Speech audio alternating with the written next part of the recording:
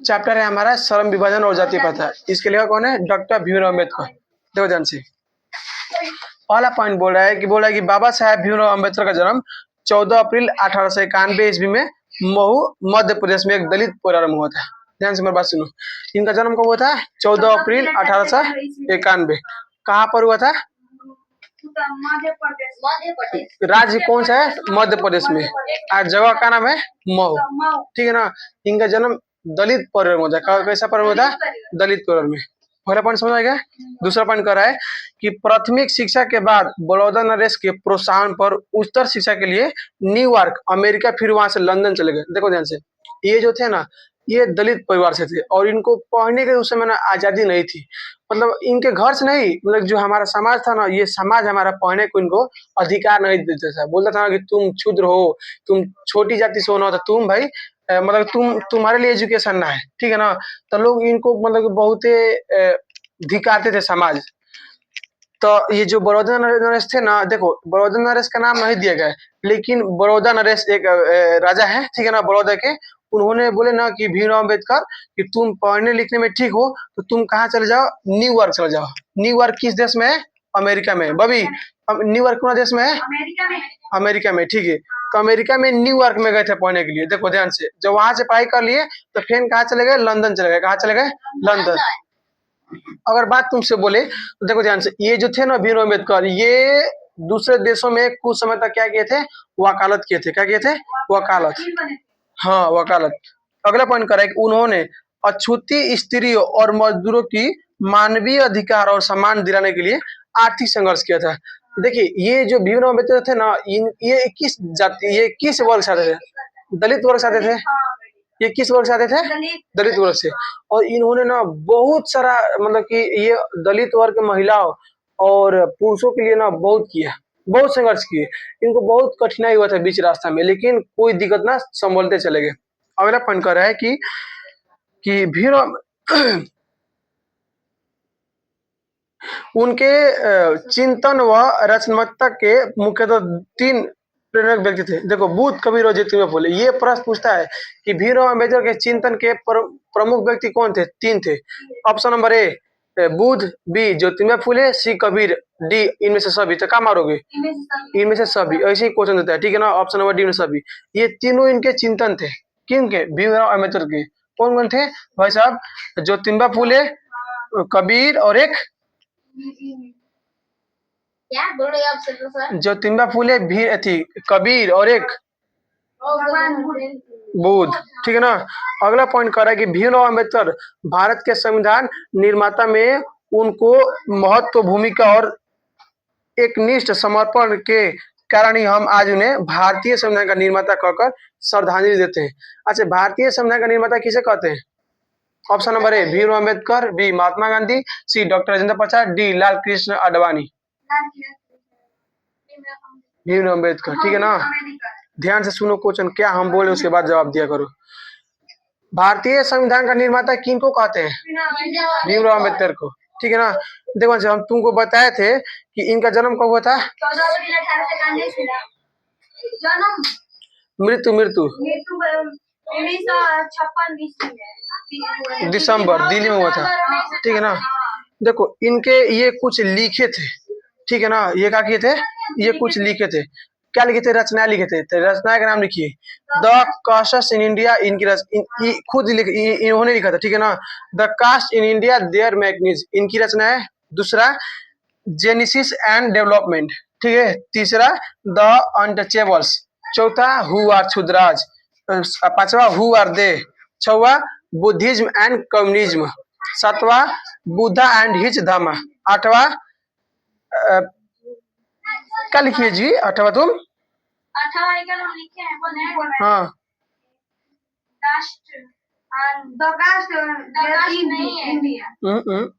नहीं है।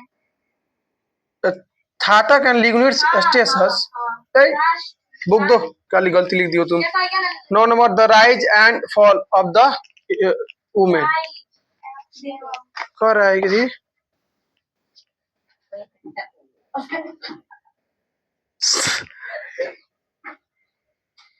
कह रहा है कि द राइज इसका थॉट्स ऑन लिग्निट्स स्टेट्स है, ठीक है ना। ये सब क्या है, इसमें से सिर्फ दो चार को पूछता है। पहले का भाई साहब द कास्ट इन इंडिया किसके लेखक है, तो भीमराव अम्बेडकर। इसके लेखक कौन है, भीमराव अम्बेडकर। अम्बेडकर है।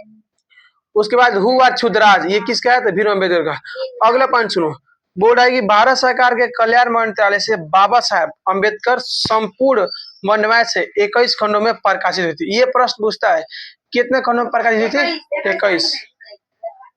21 खंडों में क्या है?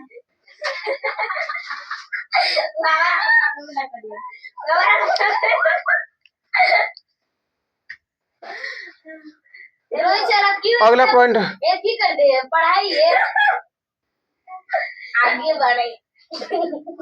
अगला पॉइंट, ललई कह रहा है कि annihilation of caste Lalai Singh Yadav द्वारा हिंदी में लिखा गया था, ठीक है ना। एनिहिलेशन ऑफ कास्ट किसके द्वारा लिखा गया था, ललई सिंह यादव द्वारा।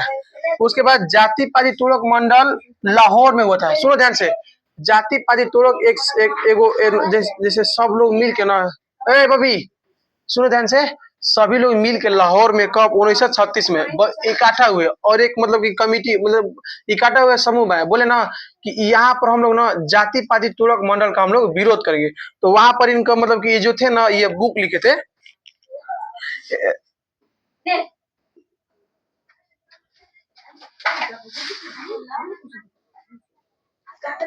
गलती लिखती हो तुम, सबको लिखने भी ना आता है। दो किताब दो बेवकूफ। पीछे मत कह रहा है कि भारत एनिहिलेशन ऑफ कास्ट के ललई सिंह यादव, तो हिंदी में पता है। जाति पाति तुड़क मंडल लाहौर के वार्षिक सम्मेलन सन 1936 में अध्यक्षता भाषण रूप, देखो 1936 में ना लाहौर एक जगह है पाकिस्तान में। कहाँ पर है, पाकिस्तान में एक जगह है लाहौर।